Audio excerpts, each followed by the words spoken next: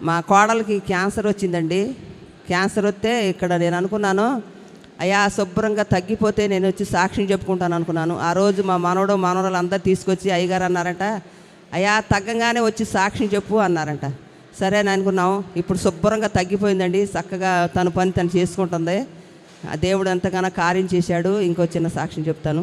మా మనవరాలకి కడుపులో ఈ నీళ్ళ బుడగలు ఉన్నాయి అన్నారండి. నీళ్ళ బుడగలు ఉన్నాయి అంటే ఇక అప్పుడు హాస్పిటల్ తీసుకెళ్ళాము. హాస్పిటల్ తీసుకెళ్తే వాళ్ళు స్టాండింగ్లో అవి తీశారు. నేను అన్నాను, రోజు ఇసాకాయ గారు నూనె వేసేయమ్మా, ఇక ఏమీ ఉండదు అని చెప్పినప్పుడు రోజు ఇసాకాయ గారు నూనె అప్లై చేసినప్పుడు ఇక రెండోసారి హాస్పిటల్ వెళ్ళినప్పుడు నీళ్ళ బుడగలు లేవమ్మా, ఇక మీరు హాస్పిటల్ రావసరం లేదు అన్నారు. దేవుడు ఎంతగానో మా పట్ల గొప్ప కార్యం చేశాడు. మా కోడలు క్యాన్సర్ తగ్గించి మా మనవరాలకి నీళ్ళ బుడగలు లేకుండా చేశాడు. దేవుడికి ఎంతగానో రుణపడి ఉండాం. దేవుడికి వందనాలు, ఇసాకాయ గారికి వందనాలు.